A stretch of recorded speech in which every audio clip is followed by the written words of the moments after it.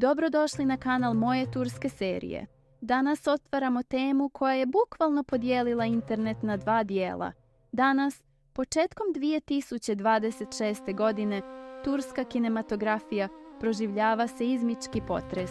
Afra Saračolu, žena koja je sa Mertom Ramazanom Demirom redefinisala pojam hemije na ekranu, krenula je u potpuno novu avanturu.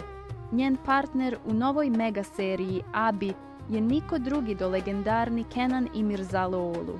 Dok se Seyfer fanovi i dalje nadaju čudu, kritičari tvrde da je Afra konačno dobila partnera koji je njen kalibar. Ko je zapravo bolji spoj za nju? Mladi i nepredvidivi Mert ili iskusni i moćni Kenan? Ostanite sa mnom jer idemo duboko u analizu koja će vas šokirati. Ne možemo pričati o budućnosti, a da ne odamo počast onome što su Mert i Afra postigli. Njihova hemija u seriji Yalı Çapkını nije bila samo gluma. To je bio fenomen koji se dešava jednom u 10 godina. Mert Ramazan Demir je u ulogu Ferit'a unio sirovu emociju, ranjivost i onaj tipični buntovnički šarm koji je Afru činio zaštitnički nastrojenom. Njih dvoje su generacijski par. Oni govore istim jezikom, imaju sličnu energiju i njihova bliskost van seta samo je pothranjivala tu vatru. Za milione fanova, Mert je jedini koji razumije Afrin glumački izraz. Ali, da li je Mert postao Afrina sigurna zona koja joj nije dozvoljavala da glumački sazrije? A onda dolazi 2026. godina i najava serije Abi, Kenan Imirzaloğlu, čovjek koji je za mnoge sinonim za najbolju glumu u historiji Turske. Kada je objavljeno da će on biti Afrin partner, društvene mreže su eksplodirale. Kenan donosi nešto što Mert uz sav talenat još uvijek nema, a to je nevjerovatan autoritet i težina na ekranu. U seriji Abi, Afra igra Çağlu, ženu koja je intelektualno i karakterno ravnopravna Kenanovom liku Doğan'u.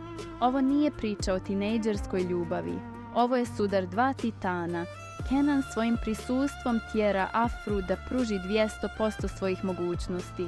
Mnogi kažu da Afra uz Kenana po prvi put izgleda kao prava, zrela filmska diva, a ne samo popularna mlada glumica. Hajde da uporedimo ono što vidimo na ekranu. Mert i Afra su energija, pokret, suze i smijeh. Njihova dinamika je horizontalna, oni su jednaki, bore se zajedno protiv svijeta. S druge strane, dinamika Kenana i Afre je vertikalna. Kenan je mentor, zaštitnik, ali i neko ko izaziva strahopoštovanje. Razlika u godinama je ovdje ključna tema. Dok dio publike to smatra preprekom za romantičnu hemiju, drugi dio tvrdi da je upravo to ono što seriji Abi daje dubinu. Afra uz Kenana izgleda sofisticirano, dok je uz Merta izgledala energično.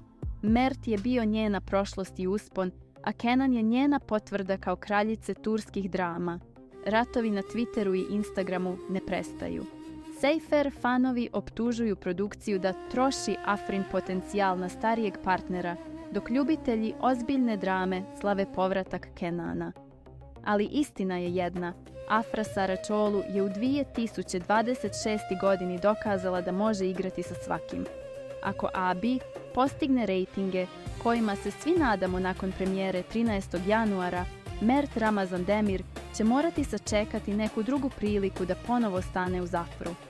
Trenutno, Kenan Imirzaloğlu drži krunu, a Afra uz njega sija novim sjajem koji do sada nismo vidjeli. Došli smo do kraja ove vatrene analize. Sada je red na vas. Ja imam svoje mišljenje, ali želim čuti vaše u komentarima. Da li vam Afra bolje stoji uz Mertov mladalački žar ili uz Kenanovu smirenu moć? Da li je era Seyfera zvanično gotova ili je ovo samo kratka pauza?